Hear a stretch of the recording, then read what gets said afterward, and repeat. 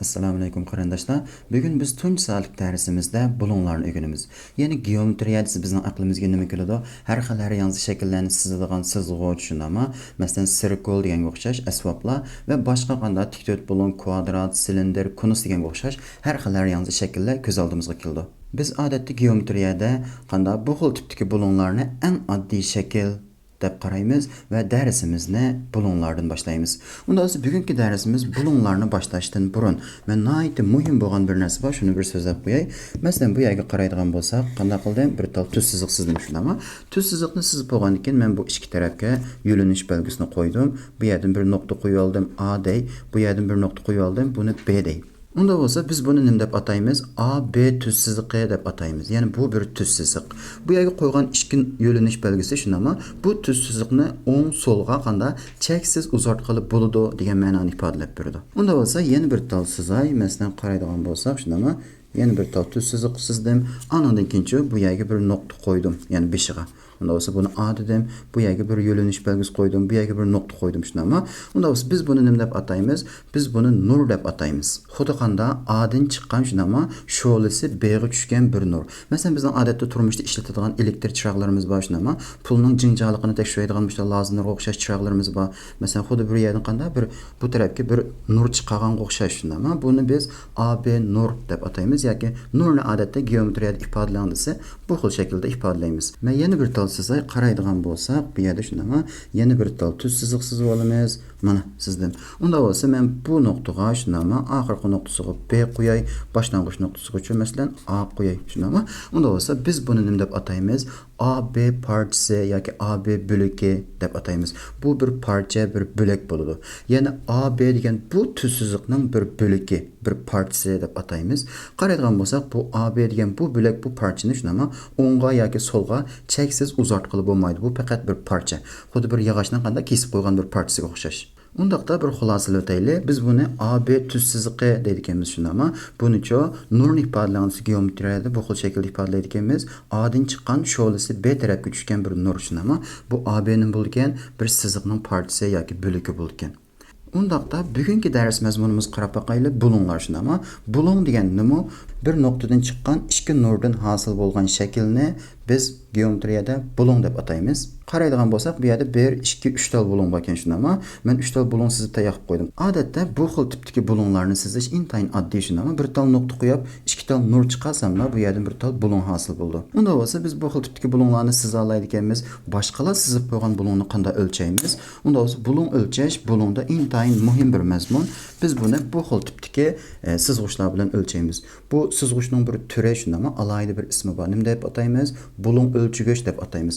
Oldi bilan biz bu bulon o'lchagichga bir qarab boqaylik. Qaraydigan bo'lsak shunami? Bu yerda bir tik tushgan siziq bor ekan, bu yerda bir tuz siziqmi bor shunami? Kesishgan bir nuqtasi bor. Xuddi buningga o'xshash. Biz bu nuqtani markaz nuqta deb ataymiz. Bulon o'lchagichning markaz nuqtasi. Andan keyin bu o'ng tarafga qaraydigan bo'lsak shunami? 0, 10, 20, 30 60 dan 180 gacha kelibdi. Bu yerda 0, 10, 20, 30 deb yana 180 gacha kelibdi.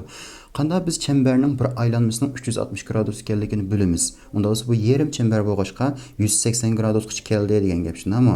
Unda bo'lsa bu nima bo'lgan? Bulon o'lchagich. Biz navbatda bu bulon o'lchagichdan foydalanib bu 3 tal bulonni bir o'lchab boqaylik. Masalan, bu bulonni o'lchay boshda o'lchagan vaqtda ikki nuqtaga ajoyib diqqat qilish kerak. Biri, bulon o'lchagichning markaz nuqtasi bu bulonninki nuqtasining ustida bo'lishi kerak.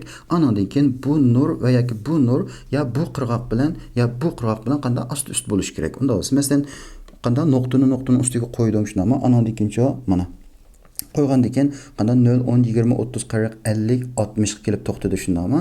Unda bo'lsa bu bulon necha gradus ekan? Alfa teng 60 gradus deb olamiz. Ya'ni alfa, beta, seta deb odatda biz grek harflari bilan ifodalaymiz bulonlarni. Unda bo'lsa buni o'lchab boqay. Qanday nuqtaning ustiga qo'yamiz shundami? Andan keyin bunda bu qas bo'lmaydi. Chuqum qanday qirg'oq nurning ustida bo'lishi kerak. Mana. Shundami? Ustida bo'ldimi? Albatta bo'ldi. Qaraydigan bo'lsak 0 shunami? 50, 60, 70, 80, 90 ga chiqdi. Unda bu yerdagi alfa necha? 90 gradus degan gap. Buni o'lchab boqay. Biz qanday qilamiz? Nuqtaning ustiga qo'yamiz shundami? Andan keyin qirg'oqmi udul keldi. Qaraydigan bo'lsak 0,20 shundami? 90 bu yerda 100, 110, 120 ga chiqdi. Unda alfa 120 gradus degan gap Biz yuqorida bulungni sizishni, shunama o'lchashni o'rganib boldik. Unda o'zi navbatda bulungning turlariga bir qarab baqaylik, qanday bulunglar bor ekan. Masalan, men alfa deb bir bulung bor deb faraz qilay, shunama. Agar bu alfa 90 gradusdan kichik bo'lsa ve 0 gradusdan cho'ng bo'lsa, bu alfani biz tar bulung deymiz. Xuddi bu yerdagi 60 gradus shunami. Masalan, 70 graduslik bir bulung bo'lsin yoki masalan 50 graduslik bir bulung bo'lsin, bu bulung 90 dan kichik, 0 dan cho'ng bo'lg'achqa biz bu bulungni tar bulung deymiz. Agar alfa 90 gradusga teng bo'lib qolsa, masalan bu yerdagi o'xshash, biz bu bulungni tik bulung deymiz, shunami, tik tushgan bir bulung ve buni bu xil shaklda ifodalaymiz. Shunami, 7 ichiga bir chikit qo'yib qo'yganmiz. Eğer alfa degan bu bulung shundami 90 gradusdan cho'ng ve qanda 180 gradusdan kichik bo'lsa, biz bu bulungni keng bulung deymiz, shundami? Tar bulung, tik bulung ve keng bulung. Masalan, 150 graduslik bulung qanda bulung bo'ldi? Qanda bu 90 gradusdan cho'ng, 180 gradusdan kichik bo'lg'achqa 150 graduslik bulung degan keng bulung bo'ldi. Keyingi betga qarab baqaylik unda olsa, yana qanday bulunglar bor ekan shunami? Qaraydigan bo'lsak, bu yerda ikki tal nur bor ekan shunami? Bir markaz nuqtasi bor ekan, O deb, yoki alfa deb. Unda olsa, bu bir bulung degan gap shunami? Unda olsa, masalan, men so'rab baqay, biz bu yerdan qanday bulung o'lchashni o'rganib boldik. Masalan, Muşta bir qanda bu merkez noktası bo'lsin. Andan keyin men buni mishadan boshladay. Muşta piqirab yerim çember shunami. Piqirgandan keyin bu bulung necha gradus bo'ldi? Albatta 180 gradus bo'ldi shunami. 180 gradus deb olamiz. Unda bo'lsa, masalan, 10 tarafga qarab o'taylik. Bu muşta bir bu tuzsizlik yoki nur deb qaraysh, nima bu boshlanish nuqtasi bo'lsin. Bu muşta bir pi qarab, nima qanda yerim aylanmabdi, bütün bir aylanibdi. Unda bo'lsa, bütün bir aylanması, çemberning bir aylanması necha gradus bo'ldi? 360 gradus. Unda bo'lsa bu yerdagi alfa mo 360 gradus bo'ldi. Unda bo'lsa, biz 180 gradusga teng bo'lgan bulungni nima deymiz? Yeyiq bulung deb ataymiz shunami. Masalan, xuddi bir yeyib qo'ygan dasturxonga o'xshash, muşta bir yeyiq bulung. Unda bo'lsa, buningga o'xshagan shunami, ya'ni 360 gradusga teng bo'lgan, ya'ni bir aylangan, yani qanda bir çemberning aylanmasıga teng bo'lgan bulungni to'liq bulung deb ataymiz. Yeyiq bulung, to'liq bulung. Shunami? Uchinchisiga qarab baqaylik bo'lsa, qaraydigan bo'lsak, bu yerda bir 90 graduslik bulung bor ekan shunami? Bir nuqtadan chiqqan ikki nurdan hosil bo'lgan shaklni bulung deydik. 90 graduslik bir bulung bor ekan. Andan keyin bu yerdagi bu ko'ksiziq, bu 90 graduslik bulungni alfa, beta deb ikki tal kichik bulungga parchalab o'tibdi. Shunami? Unda bo'lsa, geometriyada agar ikki bulungningki qanday yig'indisi, masalan bu yerdagi alfa bilan betaning yig'indisining 90 gradusga teng bo'lganligini bilamiz. Agar ikki bulungning yig'indisi 90 gradus bo'lsa, bu ikki bulung o'zaro qoldiq bulung bo'ladi. Ya'ni A alfa bir yerdagi shunami, betaninki qoldiq bulungi, beta degan alfaninki qoldiq bulungi. Masalan, men bir tal misol bilay. 50 gradus ve qanda 40 gradus shunami, yig'indisi necha bo'ldi? 90 gradus. Unda 50 gradus degan 40 gradusning qoldiq bulungi shunami, 40 gradus degan 40 graduslik bulung degan 50 graduslik bulungning qoldiq bulungi bo'ldi. O'zaro qoldiq bulung. Bu yerda men muhim bo'lgan bir narsani so'zlab qo'yay. Bu yerda qaraydigan bo'lsak, D2, D1 deb beribdi shunami. Bu turkchadagi doğru degan qanday so'zlikka qisqartirilmasi. Ya'ni doğru degan bir tuzsizlikni ifodalab berdi, tuzsizlikni. Unda bo'lsa, masalan, bu ingliz tilida line deb odatda qanday bu sözünki qisqartirilmasi, ya'ni L1, L2 deb berdi. Hozir so'zlab qo'yay. D1, D2 degan tuzsizlikni ko'rsatib berdi. Ya'ni ba'zida bunga o'xshash bizga nurni ko'rsatib berdi. Unda bo'lsa, o'ng tarafga qaraydigan bo'lsak, bu yerda qanday ikki tal tuzsizlik kesishibdi deb qaraylik shundami? Bu yerda alfa, beta deb ikki tal bulung hosil bo'libdi andan keyin. Alfa bilan betaninki yig'indisi necha gradus? Albatta 180 gradus. Men buni bu yerga yozib o'tay shundami? Agar ikki bulungning yig'indisi 180 gradus bo'lsa, bu ikki bulung o'zaro to'ldiruvchi bulung bo'ladi. Ya'ni bu yerdagi alfa degan bulung, beta degan bulungning to'ldiruvchisi shundami? Beta degan bulung, alfa degan bulungning to'ldiruvchisi. Masalan, bir tal misol beray.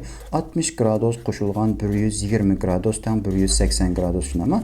Bu ikkisining yig'indisi 180 bo'lg'achqa, bu ikkisi o'zaro to'ldiruvchi bulung bo'ladi.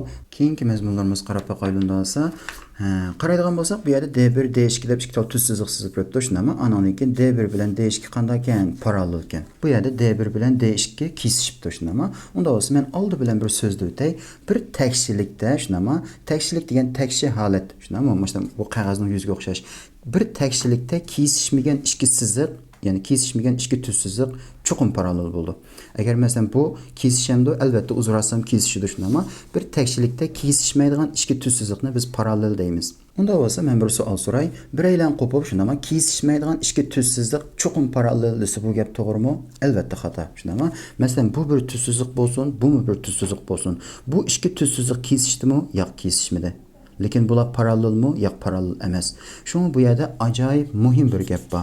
Ya'ni bu ikki tuzsizlik bo'shliqda bo'lib qolsa, qat'iy bo'lmaydi. Chuqur tekşilikda bo'lish kerak. Tekşilikda kesishmagan ikki tuzsizlik anandan keyin parallel bo'ladi. Xuddi bir poyezdning relasiga o'xshash shundami? Unda bo'lsa biz bu xil tipdagi parallel siziqlarni qanday sizimiz? Xalqancha aklabla tuz qilib qo'ysam bo'lmaydi shunda, ama buning sizishniki alohida bir qural taktikasi bor. Masalan, mushta qo'ydim shunda, ama sizg'ichni qo'ygandan keyin bir parallel siziqning ustiga qanday parallel shaklda qo'yib olamiz. Qo'ygandan keyin men buni xalqancha yurishtirsam bo'ladi. Shunda, ama yurishtirdim masalan. Xalqancha yurish degandan keyin to'xtatib, anandan keyin mushta siziqlarni sizsam bo'ladi. Masalan, yani astiga yurishtirdim shunda, ama unda bo'lsa yana bir tal sizdim, bu yerdan yana bir tal sizay masalan. Anandan keyin men bularni D1 D2 bo'lgandan keyin men buni D3 ama bunu D4, bunu D5 deb olay. Masalan, bu yerga ikki sizgan 5 tal siziq hammasi qanday bo'ldi? O'zaro parallel bo'ldi. Uni o'ng tarafga qaraydigan bo'lsak, D1 degan bu tuz siziq bilan D2 kesishibdi shunda, ama kesishgandan keyin bu yerda avtomatik 4 tal bulun hosil bo'ldi degan gap. 1 2 shunda, ama anandan keyin 3 4 masalan. Men buni 1, bunu 2, bunu 3, bunu 4 deb olay. Bu yerdagi hosil bo'lgan bu 4 bulunninki munosabatini balkim sizlar ko'rib bo'ldinglar shunda, ama bu yerda bulun 1 bilan bulun 3 qanday bo'ldi? O'zaro teng. Yani bu ikkisi o'zaro teng. Bulun 2 bilan bulun 4 qanday bo'ldi? O'zaro teng bo'ldi. Biz buni odatda bulunni ko'rsatish uchun ishlatamiz. Yana bu yerdagi bulun 2, bulun 4, bulun 1, bulun 3 bularning alohida bir ismi bor. Yani bulun 2 bilan bulun 4ni biz o'zaro qarama-qarshi bulun deymiz. Bulun 1 bilan bulun 3ni o'zaro qarama-qarshi bulun deymiz. Yani geometriyada qarama-qarshi bulunlar o'zaro teng bo'ladi. Shundami? Bulun 1, bulun 3 teng, bulun 2, bulun 4 teng deganga o'xshash. En ahirisi qarab boqaylik. Bu yerda bir tal bulun bor ekan shunda, ama yani bir nuqtadan chiqqan ikki nurdan hosil bo'lgan bir shakl nur shunda, ama unda bo'lsa bu bulunni shunda, ama bu yerdagi OB degan bir nur chiqib ikki parcha qilib o'tibdi. Alfa, beta deb shunda, ama bu yerga diqqat qilgan bo'lsak, bunda bir narsa bizga sizib turibdi. Shunda, ama ba'zida bunda sizib ikki tal siziq tatib qo'ydi. Bu nima degan gap? Bu yer o'xshash sizib bergachga, o'xshash belgi qo'yib bergachga bu ikki bulunga bu yerda alfa bilan beta qanday bo'ldi? Teng bo'ladi. Bu ikki bulun birisi-birisiga teng degan gap. Yani geometriyada biz bir bulunni o'ttirisidan parchalab, birisi-birisiga teng bo'lgan ikki bulun hosil qilgan buningga o'xshash tuz siziqni bulun o'ttirisi deb ataymiz. Yani bu yerda qaraydigan bo'lsak, A, O, C degan bu bulunni OB degan bu nur chiqib, shunami yoki bir tuz siziq deb qarasak bo'ldi. Bu nur chiqib alfa, betadan iborat ikki, yani birisi-birisiga teng bo'lgan ikki tal bulunga parchalab o'tibdi. Shundami? Unda bo'lsa bu yerdagi OB degan bu tuz siziqni bu bulunning o'ttirisi deb ataymiz. Yani buni turkchada ochi o'rtay deydi. Yani ochi degan bulun degan gap bu ochining nimasi? O'rtay. Shundami? Buni masalan ingliz tilida bisector deydi. Bisector, sek degan kesmak degan gap, bisector yani o'ttirdan kesilgan bir siziq. Shundami? Keyingi betga qarab boqaylik. Qaraydigan bo'lsak, bu yerda bir tal sizib turibdi shundami? Bir shakl. Unda bo'lsa D1 bilan D2 qanday ekan? Parallel ekan. Yani bu ikki siziq o'zaro parallel. Unda bo'lsa bu yer alfa bo'lsa, bu ham alfa bo'ldi debdi. Masalan, mushta ikki tal tuz siziqni sizib bergandan keyin shundami? Parallel siziq. Andan keyin bu yer alfa bo'lsa, bu yer teng. Yani bu yer masalan 30 gradus bo'lsa, bu ham 30 gradus degan gap. Unda bo'lsa bu yerdagi alfa bilan bu alfani, yani bu ikki bulun nima bo'ldi? Ichki ta'tir bulun bo'ldi. Yani bu ikki bulun ichida ham ta'tir bulun. Xuddi bir z'ga o'xshash shundami? Mana xuddi bir z'ga o'xshash. Unda bo'lsa ichki ta'tir bulunlar o'zaro teng. Bu bir qoida. Unda bo'lsa bu qoidaga asosan biz bu savollarni bir ishlab boqaylik. Masalan, qaraydigan bo'lsak, bu yerda D1 bilan D2 parallel deb tushunami? Unda bo'lsa ichki ta'tir bulunlar o'zaro teng. Bu yer 40 gradus bo'lsa, bu ham 40 gradus bo'ldi. Unda bo'lsa alfa teng necha? 40 gradus shundami? Bu yerga qarab boqaylik. Bu yerda D1 bilan D2 parallel debdi. Yani bu ikkisi parallel bo'lsa, bu bulun bilan bu bulun ikki ta'tir bulun bo'ldi. Shundami? Unda bo'lsa bu yerdagi akiz qo'shilgan 40 gradus bilan bu yerdagi ikki akiz qo'shilgan 10 gradus o'zaro teng. Ikkala tarafdan aksini olsam, bu yerda bir tal aks qolib qoldi. Ikkala tarafdan 10 gradusni olsam, 30 gradus qolib qoldi. Unda bo'lsa aksdan necha debdi ekan? Unda bo'lsa aksdan 30 gradus. Mana javob chiqdi. Üçüncüsüge qarab baqaylı. Qaraydigan bolsaq, bu yerdə D1 bilan D2 parallel deb düşünəmi? Anandikin bizga alfani sorapdı. Biz mani bayatdan ko'rdik shunami? Bu nimani ifodalaydi? Bu ikki bulung birisi-birisiga teng. Ya'ni bu siziq nima bo'ldi? Bu bulungninki bulung o'ttirisi, shunami? Unda bo'lsa D1 bilan D2 parallel bo'lgandan bu bulung bilan bu bulung ichki ta'tir bulung o'zaro birisi-birisiga teng bo'ldi. Bu necha? 72 gradus. 72 graduslik bu bulungni bu tuzsiziq chiqib o'ttirdan ikki parcha qilib o'tgandan bu ya 36 gradus, bu mu 36 gradus shunami? Unda bo'lsa alfa tang necha? Alfa tang 36 gradus degan gap. Keyingi mazmunga qarab baqayli. Qaraydigan bo'lsak, bu yerdami ikki tal tuzsiziq sizib turibdi shunami? D1, D2 deb. Unda bo'lsa D1 bilan D2 parallel deb turibdi. Alfaga betani qo'shsak 180 gradus bo'ldi ekan. Ya'ni bu yerdagi bu alfa bilan bu yerdagi bu betani qo'shsak yig'indisi 180 gradus. Bu yerdagi alfa bilan betaning alohida bir ismi bor. Ya'ni buni qanday o'xshash tarafdagi ichki bulung yoki qisqartirib ichki bulung deb olamiz. Ya'ni mushta ikki tal parallel siziq bo'lgan vaqtda, ya'ni bu tarafdagi bu bulunga bu bulungni qo'shsam 180 gradus, bununga bunu qo'shsam 180 gradus. O'xshash tarafdagi ichki bulungning yig'indisi 180 gradus. Bu qonuniyatga asosan bu savollarni bir ishlab baqayli.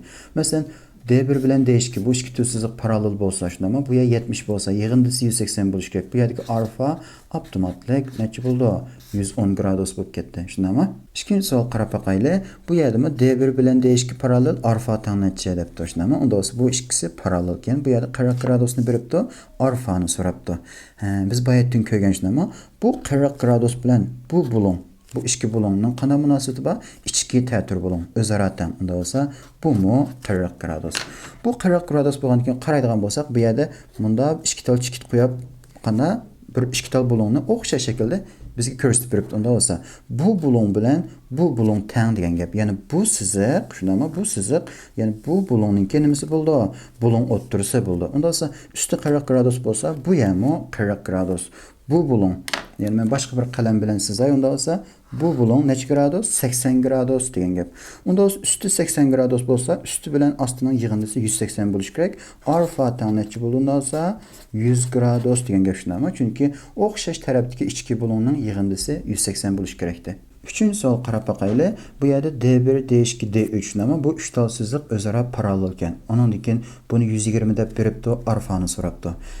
Unda bo'lsa, bu ikkisi parallel bo'lgandan keyin shunami? O'xshash tarafdagi ichki bulungning yig'indisi 180. Unda bo'lsa, bu yana necha bo'ldi? 60 bo'ldi shunami? Bu 60 bo'ldi. Qaraydigan bo'lsak, bu bulungni men bu yerga qayta bir sizay bu bulungni shunami? Bunda qilib mayada bunda ko'rsatib turibdi. Unda bu ikki bulung birisi-birisiga teng degan gap. Usti 60 bo'lsa, bu mu 60 gradus shunami? Bularning yig'indisi necha bo'ldi? 120 gradus. Bu bulungning yig'indisi usti 120 bo'lsa, asti necha bo'lishi kerak? Yig'indisi 180 shunami? Asti 60 gradus. Unda bo'lsa alfa teng 60 gradus degan gap mana chiqdi. Keyingi mazmunga qarab baqayli. Qaraydigan bo'lsak, bu yerda yana ikki tal tuzsiziq bor ekan shunami? D1, D2 deb. D1, D2 parallel, unda bo'lsa alfa, beta, setaning yig'indisi 360 gradus bo'ldi debdi. Biz buni yodlab olamdik? Albatta yodlamaymiz. Tushunishimiz kerak shundami? Men buni qanday qilaman? Bu yerdan yana bir tal parallel siziqdan birini sizib olay boshda shundami? Qaraydigan bo'lsak, buni qo'ydim mushkul shaklda, anandan keyin pastga tushirma. Pastga tushirgandan keyin bu betani parchalaydigan shundami? Parallel siziqdan birini sizib olayli.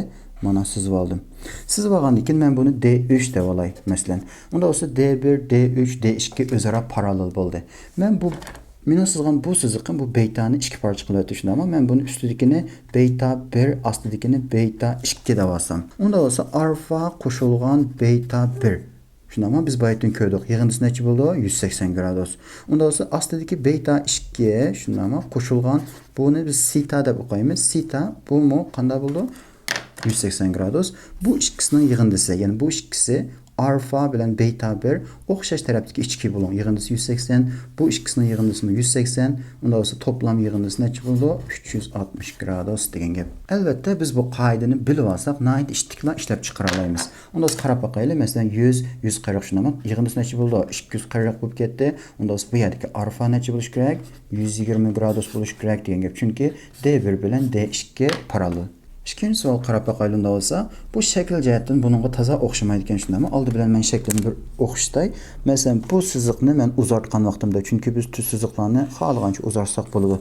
Bu ya 20 gradus bolsa, bu bulun neçə gradus buldu? 180'den 20'ni çıxırtımız 160 gradus buldu şundami. Onda 160, 70 arfanın yığındısı neçə buluş kerak? 360 gradus buluş kerak.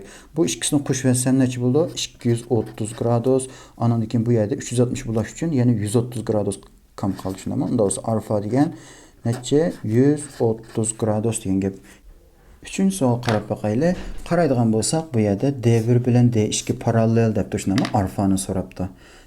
Onda biz baytdan ko'rgandik. Yani 3 tal 2 bulonninki yig'indisi 360 gradus bo'lgan tuxshinami? Onda bo'lsa men bu bulonni masalan beta desam, navbatda 110 ga betani qo'shib, unga 150 ni qo'shsam 360 gradus chiqishi kerak.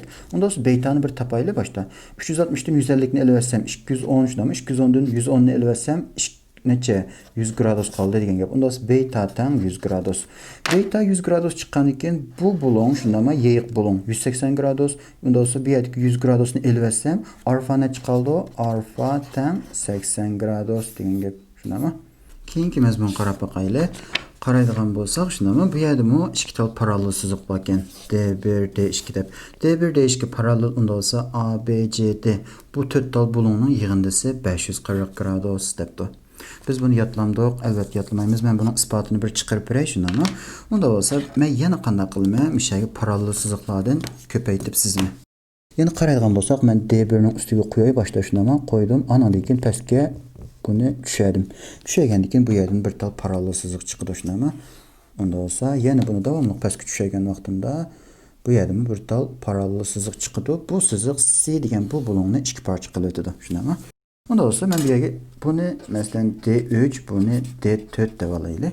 Onda olsa qaraydigan bo'lsak, men bu B'ning ustidagi bulonni, ya'ni bu bulonni B1 deb alay.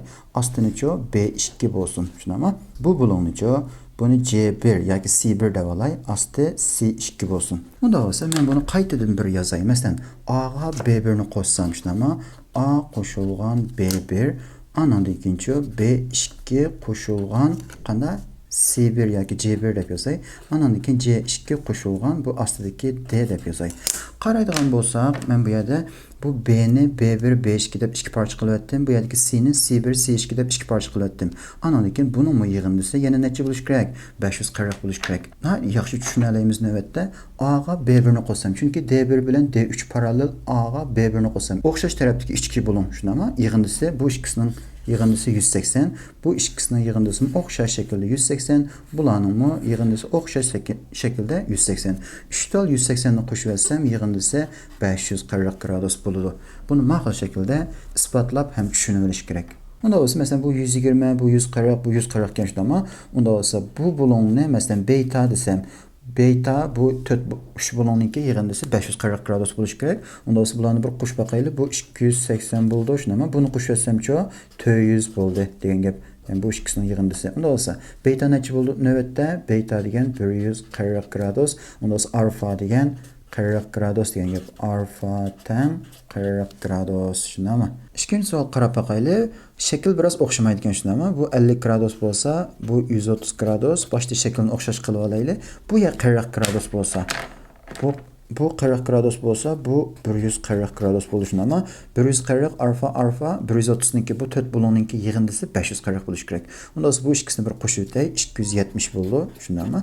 Anandan keyin 540 dan 270 ni chiqarib olsam, yana 270 qoldi. Alfa bo'lgandan keyin 2 bulon birisi-birisiga teng degan gap. 270 ni 2 ga bo'lib o'tgan vaqtimda alfa degan 135 gradus. Unda olsa alfa teng 135 gradus bo'lib ketdi mana. Üçüncüsüge qarab baqayli. Bu nayt addiy ekan shunami? D1 bilan D2 parallel deb beribdi. Unda olsa 1, 2, 3, 4. Bu 4 bulonning yig'indisi 540 bo'lish kerak. 540 dan bu 3 bulonni chiqarib olsam alfa qilib qoldi. Unda olsa 125 degan 250 bo'lib ketdi. Buningga yana 170 ni qo'shib o'tgan vaqtimda necha bo'ldi? 420 gradus. Unda olsa 540 dan 420 ni chiqarib olsam alfa tang 120 gradus bo'lib ketdi degan gap. Keyingi mazmunimiz qarab baqayli. Qaraydigan bolsaq, bu yerdə 2 tal parallel sızıq bor ekan şundami? D1, D2 deb. Unda olsa 2 tal parallel sızıq, 3-cü bir sızıq kelib bularni kesitibdi. Kesitgandan keyin bu yer alfa bolsa, bu yer mu alfa bo'ldi debdi. Unda olsa masalan, nima degan gap? Bu bulon bilan bu bulon teng degan gap. Biz buni odatda qanday o'xshash o'rindagi bulon mu deb olamiz? Chunki bu bulonni mushta yurishtirib oldiga üstüge açıqqan vaqtimda tamamen bunun üstüge düşüdü. Mesela bu yerdeki bu bulon 60 gradus bolsa, meslenge deyli, bu mu 60 gradus degan gap. Ondan sonra bu alaylık asasen bir qancha sual işlep bakaylı. Mesela bu yerde D1, D2 paralel, anadaki D3, D4 paralel, alfa teng netçe depti. Şunami? Onda olsa mesela D3 bilen D4 paralel bo'lgandan bu yer 40 gradus bolsa, bu yer necha gradus bo'ldi? 40 gradus bo'ldi. D1 bilen D2 paralel bo'lgandan bu ichki qanda o'xshash tarafdagi ichki bo'lishmi? 40 gradus bilan alfa yig'indisi 180 bo'lish kerak. Unda esa alfa teng 140 gradus chiqdi mana. Keyingi savol qarab boqayli. Ikkinchi savol shunami? Nim debdi? D1, D2 paralel, bu yer 150 gradus, unda esa alfa teng necha? Unda esa bu ikkisi paralel bo'lgandan keyin bu bulon necha gradus bo'ldi? 150 gradus bo'ldi. Bu 150 bo'lgan vaqtda bu yerdagi bu bulon necha bo'ldi? Albatta 30 gradus bo'ldi. Shundami? Yig'indisi 180. Unda esa bu 30, bu 70. Qaraydigan bo'lsak, bu yerda bir tal 3 bulon boshlaman. Men 3 bulonni qaytadan bir sizib olay. Mana shundami? Bu yerda bir tal 3 bulon bor ekan. Unda olsa biz so'zlamagan bir narsa bor. 3 bulonniki, ya'ni ichida 3 tal bulon bor shundami? 3 tal bulonning yig'indisi 180 gradus. Ya'ni 3 bulonning ichki bulon yig'indisi 180 gradus deydigan bizning nihoyat muhim bir qonuniyatimiz bor. Unda olsa 180 dan 70, 30 ni chiqarib o'tgan vaqtimda bu yerdagi alfa tana chiqaldi 80 gradus degan gap. En axırki savol qarab boqayli. 3-cü savol shundami? Bu yerda D1, D2 paralel, unda olsa bu alfa teng necha debdi. Men bu savolni boshqacha bir ishlay. Unda olsa qaraydigan bo'lsak, men bu yerdagi ostidagi tigidagi bu siziqqa parallel siziqdan birini sizib olaman. Qanday siziq parallel siziqni buni ustiga qo'ydim shundami? Andan keyin mushta yurishtirib ochiqsam bo'ladi. Unda olsa men bu nuqtadan o'tkazib shundami? Parallel siziqdan birini sizdim. Men buni D3 deb olsam masalan. Bu ikki siziq parallel. Bu 30 gradus bo'lsa, bu yana necha bo'ldi? 30 gradus shundami? Ichki ta'tir bo'lgan. Bu 30 bo'lib bo'lgandan keyin bu usti, ya'ni qilib qolgan bu yana necha bo'ldi? 70 gradus bo'ldi. Qaraydigan bo'lsak, D1, D2 parallel deb ekan shundami? Bu ya 70 gradus bo'lsa, bu yana necha bo'ldi? 70 gradus bo'ldi. Bu ikkisi yana parallel bo'lg'achqa, bu ya 70 bo'lsa, bu ham 70 bo'ladi degan gap. Unda bo'lsa alfa eng oxirida 70 gradus shundami? Keyingi mazmun qarab boqayli. Qaraydigan bo'lsak, bu yerda 3 tal qanday siziq bor ekan shundami? Parallel siziqlar D3, D2, D1 deb bular o'zaro parallel deb beribdi. Andan keyin bu yerdagi alfalarni teping. Unda bo'lsa birinchi savol qarab boqayli. 120 gradus, shundami? 150 gradus, unda bo'lsa D1, D2 parallel deb ekan. D1 bilan D2 parallel bo'lgandan keyin shundami? Men bu yerdagi D2 ni bir uzartib boqay, nima ish bo'ldi ekan? Qaraydigan bo'lsak, ustiga qo'ydim shundami? D2 ning andan keyin men bu siziqni uzartdim. Mana. Unda bo'lsa D2 bilan D1 parallel, unda bo'lsa bu yer 150 gradus bo'lsa, bu yer necha bo'ldi? Bu yermi 150 gradus. Bu 150 gradus. Unda bo'lsa ichki bulonlarni bir topay. Bu yerdagi bu 30 gradus shunami? Bu 30 gradus. Unda bo'lsa bu 120 bo'lsa, bu yer 60 gradus. Biz bu yerda nima dedik? 3 bulonning, ya'ni bu yerdagi bu 3 bulonning har qanday bir 3 bulonning ichki bulon yig'indisi 180 dedik shunami? Buni qat'iy unutib qolmaslik kerak. Unda 180 dan 30 ni, bu yerdagi 60 ni chiqarib o'tgan vaqtimda alfa ne chiqib qoldi? Alfa teng 90 gradus degan gap. Ikkinchi savol qarab boqaylik unda. Qaraydigan bo'lsak, bu yerda D1 bilan D2 parallel, bu yer 100 gradus, 135 nima alfani teping debdi. Qanday topamiz? Alfani tepish uchun men oldi bilan bu yerdagi D2 ni bir uzartsam shundami? Chunki tuz siziqni xohlagancha uzartib bo'ladi. Bu yerdagi D1 ni bir uzartib qo'y. Andan keyin qo'ydim shundami? Mana uzartdim. Uzartgandan keyin D1, D2 parallel, men buningga parallel bo'lgan bu yerdagi bu nuqtadan o'tgan yana bir tal siziqni sizib olay. Unda biz qanday sizitdik parallel siziqlarni? Sizg'ichni qo'yamiz shundami? Andan keyin texnik chiroyli sizish uchun mana. Unda bo'lsa mishiyadan bir tal siziqni birini sizib oldim. Sizib bo'lgandan keyin qaraydigan bo'lsak, bu yer 100 gradus bo'lsa, bu bulon. Qanday bulon bo'ldi? Ichki ta'tir bulon shundami? Bu mu 100 gradus bo'lib ketdi. Unda bo'lsa, bu yer 135 gradus bo'lsa, usti chiqdi degan gap. Chunki bu bulon bilan bu bulon o'xshash tarafdagi ichki bulon yig'indisi necha? 180. Unda bo'lsa, bu yer 45 gradus bo'lib ketdi shundami? Unda bo'lsa alfa degan 100 gradus bilan 45 gradusning yig'indisi. Javob chiqib bo'ldi degan gap. 145 gradus. Shundami? Eng ahirgi savol qarayli. 3-chi savol shundaman. Nima debdi? D1 bilan D2 parallel. Ya'ni bu yerdagi bu ikki tuz siziq parallel ekan. 100 gradus, 50 gradus, unda bo'lsa alfa teng necha? Yana qanday qilamiz? Bu yerda o'xshash shaklda men buni uzratsam, shunami, bu yerdagi D2 ni uzratsam, men bo'ldi. Mana uzartdim. Bu yerda bir 3 bulon hosil bo'ldi. Mana 3 bulon. Unda bo'lsa bu ikki siziq parallel bo'lgandan keyin bu 100 gradus bo'lsa, bu bulonmu necha gradus bo'ldi? 100 gradus bo'ldi degan gap. Unda bu bulonni qanday topamiz?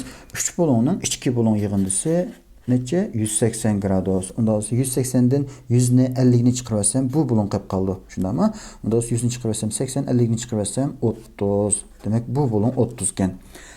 Bu 30 chiqib bo'lgandan keyin bu bulon qanday bulon? Bu bir yeyiq bulon, shundami? Yeyiq bulondan bu 30 ni chiqarsam alfa teng 150 gradus. Keyingilarga qarab boqaylik. Qaraydigan bo'lsak, bu yerda ikkita tuz siziq bor ekan, shundami? D1, D2 deb o'zaro parallel debdi. Andan keyin bu yerda bir qancha bulon bor ekan? Alfa, bu yerda AB, bu yerda beta ekan. Bir narsani so'zlab qo'yay. Bu yerdagi A, B degan kichik yozilgan latin harfi, shundami? Bu yerdagi beta degancha grek harfi qat'iy aralashtirib o'tmaslik kerak. Nima debdi? D1, D2 parallel bo'lsa, bu yerdagi beta A bilan B ning yig'indisiga teng debdi. Biz buni yodlab olamdik? Yo'q, yodlamaymiz. Qanday qilmay? D1, D2 parallel bo'lgandan keyin men bu bulondan o'tgan, shundami? Bu nuqtadan o'tgan parallel siziqdan birini chizib olay. Qanday sizib parallel siziqni? Buni qo'ydim, shundami? Ustiga anandan keyin pastga tushirgandan keyin mana nuqtadan o'tdi. Unda bo'lsa buni bu siziqni parchalab, maymoq bo'lib ketdi. Buni D3 deb olsam, shundami? Unda bo'lsa ustini men beta 1, ostini-chu beta 2 deb olay. Unda bo'lsa qaraydigan bo'lsak, bu yerdagi beta, shundami? Bu beta nimaga teng bo'ldi? Beta degan beta 1 bilan beta 2 ning nimasi? Yig'indisi, shundami? Unda bo'lsa bu nimaga teng bo'lgan? A qo'shilgan B ga teng bo'lgan. Unda o'snayt muhim bo'lgan bir narsaga qarab boqaylik. Bu yerdagi beta 1 bilan A tengmi, teng emasmi? Ya'ni bu ikkisi tengmi, teng emasmi? Albatta teng. Shundami? Chunki bu ikkisi parallel. Beta 1 bilan A degan ichki ta'tir bo'lgan. Unda bo'lsa bu yerdagi beta 2 bilan B birisi-birisiga teng bo'lamdi? Albatta. Chunki D3 bilan D2 parallel, B bilan bu yerdagi beta 2 ichki ta'tir bo'lgan.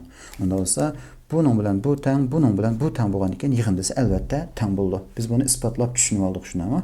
Birinchi savol qarab boqaylik. D1 bilan D2 parallel deb tushunami? Unda bo'lsa bu yerdagi alfa teng necha?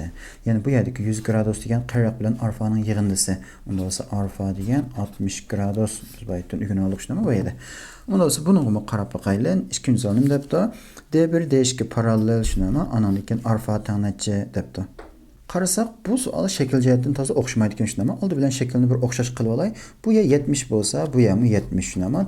Bu yer 80 bo'lsa, bu ham 80. Unda bo'lsa alfa degan nimaga teng bo'lish kerak? 70 bilan 80 ning yig'indisi. Necha bo'ldi alfa teng? 150 gradus degan gap. Uchinchi savol qarab boqaylik. Nima debdi? D1 D2 parallel, shundami? Unda bo'lsa alfa teng necha debdi.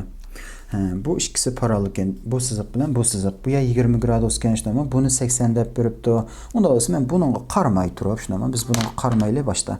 Bu bulonga bir qarasam, ya'ni bu bulon bilan bu bulonning yig'indisi 80 ga teng bo'lishi kerak. Ya'ni bu yerdagiga o'xshash bir tarafdagi bulonlarning yig'indisi yana bir tarafdagi bulonga teng bo'ldi deb o'ylab olsakmi bo'ladi. Unda bo'lsa bu yer 20 bo'lsa, usti bu yer necha bo'ldi? 60 gradus degan gap, shundami? Qarasak bu ikki bulon, kichik ikki bulon birisi-birisiga teng ekan, shundami? Ya'ni bu siziq nima bo'ldi? Bu bulonning bulon o'ttirisi bo'ldi. Unda o'ttirdan bo'lib o'tgandan keyin usti 30 gradus, ya'ni bu bulon 30 gradus, bu ham 30 gradus bo'ladi. Alfa degan nimaga teng bo'lganda olsa, endi biz qanday qaraymiz navbatda? Bu yer qismiga qaramay, shundami? Ya'ni buni bu xil shaklda ko'ramiz. Mana ma'qul shaklda ko'rgan vaqtimda, shundami? Nimaga teng bo'ldi? Bu yerlik alfa degan 30 bilan 20 ning yig'indisi. Unda bo'lsa alfa teng 50 gradus. Mana chiqdi degan gap. Keyingi mazmunga qarab boqaylik. Qaraydigan bo'lsak, bu yerda murakkab bir shakl sizib beribdi, shundami? Bu yerda nimkan D1 bilan D2 parallel. Unda bo'lsa bu bulon X, bu bulon Y, A, B, C deb 3 ta bulon bor ekan. Bu A, B, C ning yig'indisi X qo'shilgan Y ga teng bo'ldi debdi. Unda bo'lsa men buni yana D1 D2 parallel bu yerdan qanday 3 ta siziq sizaman. Siz o'shni qo'ymaylik qo'limda sizib o'tay. Mana bir tal sızık sızdım. Andan keyin bu yerni ötküzüp bir tal sızık sızdım. Bu yerni ötküzüp bir tal sızık sızdım. Siz bolgandan keyin men bunu qanday qilib olay? Üstüdeki bu bulun x1 bo'lsin, asti x2 bo'lsin. Bu üstüço b1 bo'lsin, bu yacho b2 bo'lsin. Andan keyin bu yacho y1 bo'lsin, bu tegecho y2 bo'lsin. Bu c. Shundami? Undan keyin men buni qayta bir yozaman. Masalan, yozgan vaqtimda A şu bet keldi şunama. A qo'shilgan B deganni men B1, B2 deb parchalab etdim shundami? Andan keyin bu yerdagi C ni parchalamadim.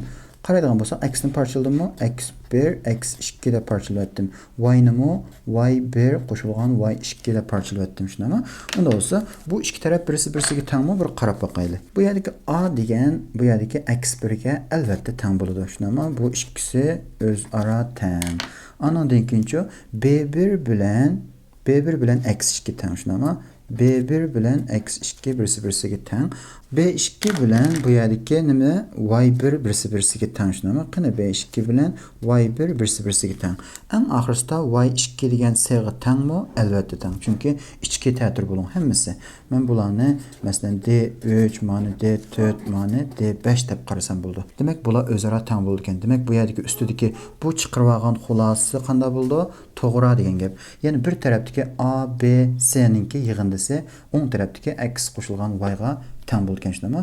Undaqda bu xususiyatni o'rganib bo'lgandan keyin biz bu uch savolni nihoyat ishtiqli ishlab chiqara olamiz. Qaraydigan bo'lsak, qarayaq 80 50 ning yig'indisi 100 qo'shilgan alfaga teng bo'lishi kerak shundami? Qarayaqqa 80 ni qo'shsam 120, 50 ni qo'shsam necha? 170. Unda bo'lsa bu yer 100 bo'lgandan keyin alfa degan alfa teng 70 degan gap. Chunki birisi-birisiga teng bo'lishi kerak. Keyingi savol qarab boqaylik. Qaraydigan bo'lsak, ikkinchi savol shunami? 20 60 mayani bermabdi. Bu yer 130 deb beribdi. Unda bo'lsa bu yer degan necha? 180 dan 130 ni chiqarsam 50 gradus. 20 60 150 ning yig'indisi 70 qo'shilgan alfaga teng bo'lishi kerak. Unda bo'lsa 20 ga 60 qo'shsam 80, 50 ni qo'shsam 130 shundami? Bu yer 70 bo'lgandan keyin alfa teng necha bo'ldi? Unda bo'lsa 60 bo'ldi. Chunki 60 gradusga 70 ni qo'shsam andan keyin 130. Keyingi savol qarab o'taylik. Qaraydigan bo'lsak, buningki shakl jihatdan buningga toza o'xshamaydi ekan shundami? Buni bir xuddi M shaklda beribdi ekan. Bu yerda bir M hosil bo'lmabdi. Unda bo'lsa biz buni yana ishlab chiqara olamiz. Men qanday qilaman? D1 ga parallel bo'lgan siziqdan birini sizaman Michelin, shundami?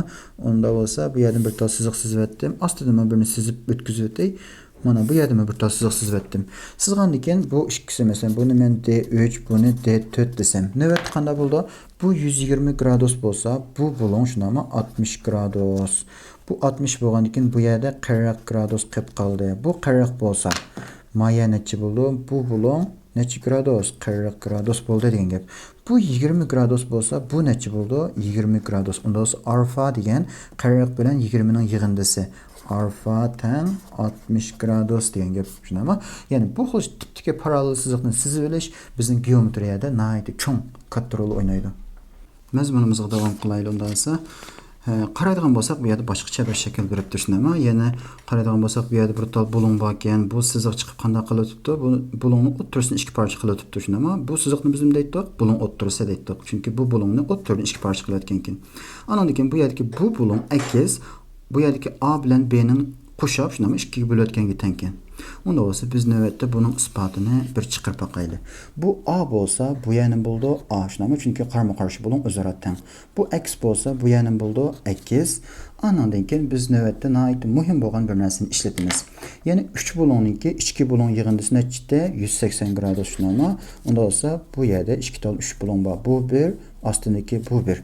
Unda bu X bo'lsa, bu necha gradus bo'ldi? 180 elingan X bo'ldi. Shunami? Bu bulon. Unda bo'lsa men bu bulonni beta deb olay. Bu ham beta bo'ldi. Bu B bo'lsa, bu ya B bo'lsa, bu ya necha bo'ldi? 180 elingan B bo'lamdi albatta. Unda bo'lsa men ustidagi bu betani bir ifodalab yozayman ama beta deganim nimaga teng bo'ldi? Bütün, ya'ni bu 3 bulonningki yig'indisi shunami 180 gradusdan nimani elib o'tamiz? Ustidagi A ni elib o'tamiz va tagidagi 180 elingan X ni elib o'tamiz. Buni bir yig'inchoqlaylik shunami? Bu yerdagi B teng 180 dan 180 ni elib o'tdik ekanmiz. Birozdan keyin elingan 180 minus minusni bo'ldi X. Unda bo'lsa bu ikkisi yo'qolib ketdi shunami? Ustidagi 3 bulungdan nima chiqdi? Beta degan minus a qo'shilgan x teng bo'ldi ekan. Unda biz astidagi 3 bulungga qarab boqaylik. Astidagi 3 bulungga qaraydigan bo'lsak, bu beta nimaga teng bo'ldi? Beta teng shunama 180 gradusdan, ya'ni bu 3 bulungning ichki bulung yig'indisidan elevitimiz x ni elevitimiz 180 ilingan b. Shunama. Unda biz buni yig'inchoqlagan vaqtimda 180 ilingan x ilingan 180 minus plus b bo'lib ketdi. Unda bo'lsa eng oxirisida shunama beta tengli bo'lib ketdi. 180 180 alsam yo'qolib ketdi. Minus x qo'shilgan b degan gap. Unda bo'lsa bu ustidagi beta teng minus a qo'shilgan x bilan astidagi beta teng qanday minus x qo'shilgan b. Ikkilisi beta bo'lg'achqa o'ng tarafni o'zaro teng bo'ldi shunama. Unda bo'lsa minus a qo'shilgan x teng bu yerdagi minus x qo'shilgan b. Minus x ni bu tarafga o'tkazsam 2x teng minus a ni bu tarafga o'tkazsam a qo'shilgan b. En oxirisida bu tenglimini 2 ga bo'lgan vaqtimda shunama x teng a qo'shilgan b bo'lingan 2 bo'lib ketdi mana. Demek biz bunu qanday qildik? Isbotlab chiqardik. Bu to'g'ri ekan. Unda bo'lsa bir yakunlaylik. Ya'ni biz buni ochiq o'rtay deymiz turkcha shundami? Ya'ni mushta bir bulung o'ttirsa kelgan vaqtda ustiga qarab turgan 3 tal bulung bor ekan. Bu yerda 1, 2, 3. Ya'ni sirtida shundami? Ya'ni sirtida ustiga qarab turgan 3 tal bulungninki munosabati. O'ttirdagi akiz bu ikkisini qo'shib 2 ga bo'lganga teng ekan degan gap. Unda bo'lsa bu qonuniyat bilan bu 3 savolni nihoyat ishlab chiqara olamiz.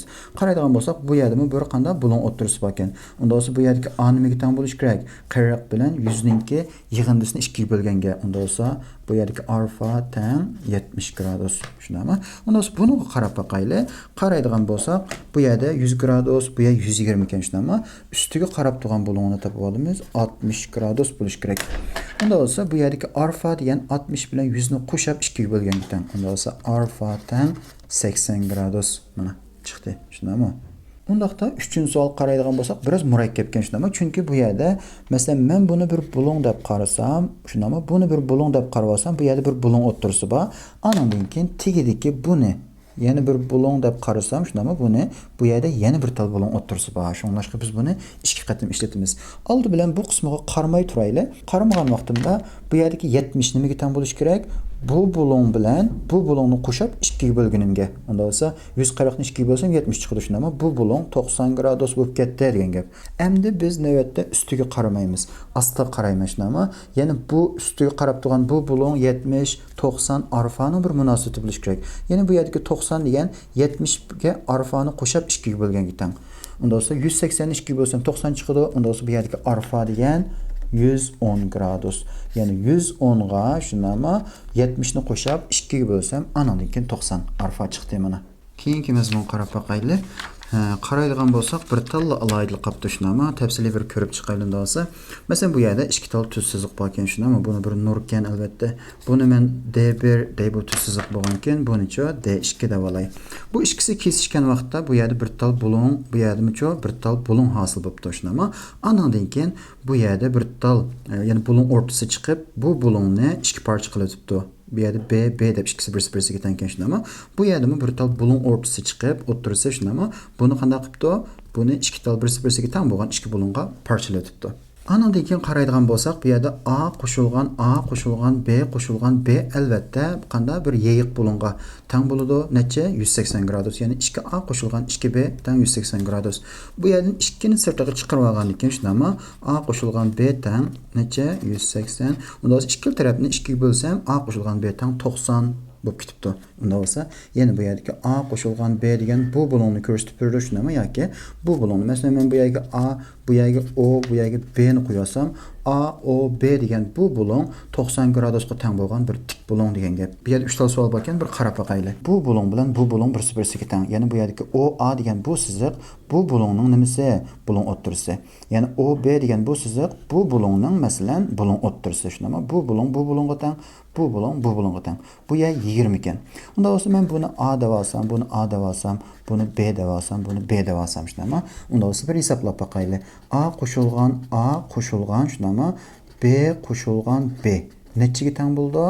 Bu əlbəttə 20-ni çıxırıb etkendikin 180'den 160 gradusqa teng buldu.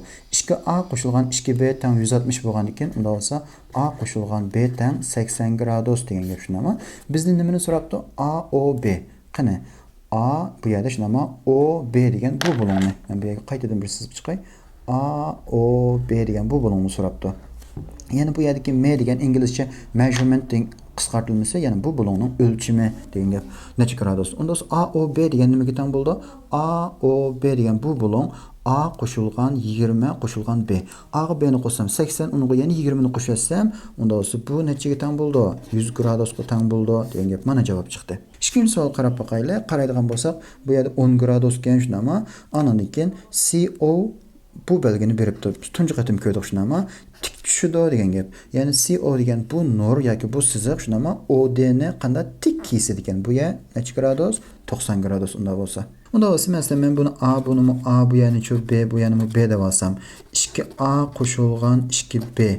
Analikin bu 10 mu qo'shib etgan vaqtimda nima bo'ldi? Tik bulun, yani 90 gradusga teng bo'ldi.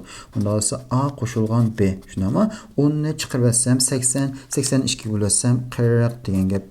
Bizdan nimani so'rabdi ekan? A, O, B'ni so'rabdi. Qani A, ben bunu qaytib bir siz olay. A, O, B shunama bu yerga teng bo'ladi degan gap. Mana B degen bu yerda. A, O, B degen unda olsa A qo'shilgan 10 qo'shilgan B. Yani A qo'shilgan B'ga yana 10 ni qo'shatsam nechaga teng bo'ldi? 50 gradusga teng degan gap. Uchinchi savol qarab boqaylik. Qaraydigan bo'lsak, bu yerda bu ikki bulun birisi-birisiga teng shundami? Bu bulun o'ttirsa, bu ikki bulun birisi-birisiga teng, bu bulun o'ttirsa ekan. Nima deb so'rabdi? A, O, B'ninki bulunning o'lchimi. Qani bulun? A, O, B shunami? Bu bulunni tepang debdi.